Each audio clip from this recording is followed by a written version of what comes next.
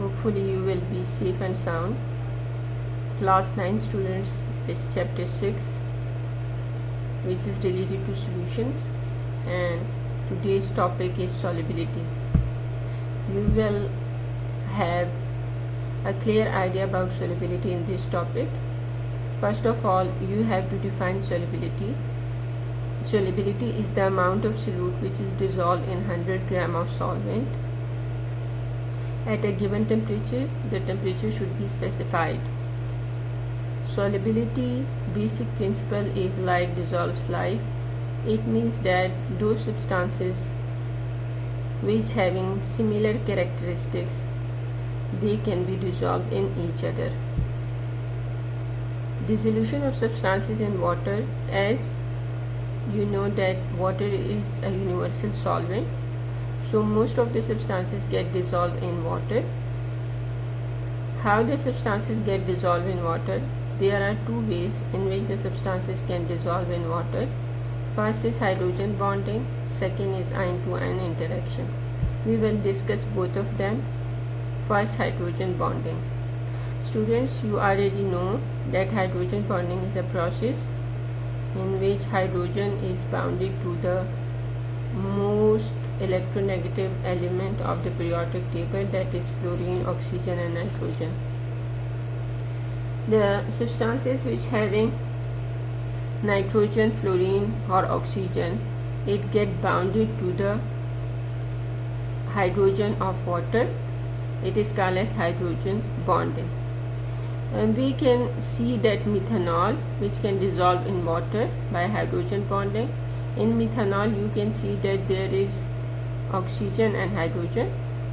Once methanol has been put inside the water, the oxygen of the methanol get partial negative charge, and it is more electronegative than hydrogen, and hydrogen get partial positive charge.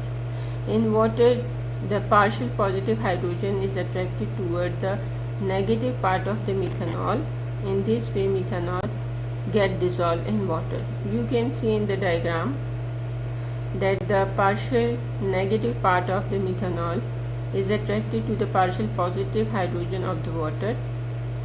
And same is the case if we take the other molecules, then the partial positive part of the methanol is attracted to the partial negative part of water. So in this way methanol dissolve in water by hydrogen bonding. The other compounds such as glucose and sugar also dissolve in water by hydrogen bonding. The second method in which the substances get dissolved in water is ion to ion interaction.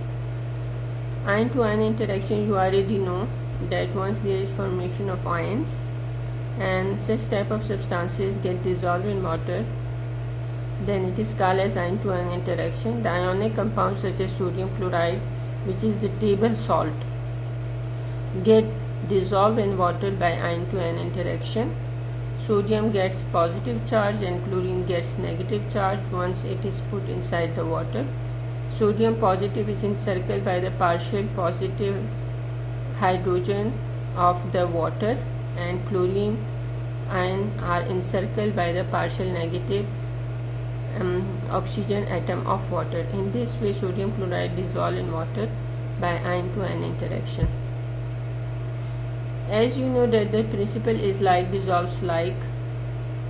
Water being a polar solvent dissolves polar solutes such as methanol and glucose, and cannot dissolve the non-polar solute like oil, is not miscible in water.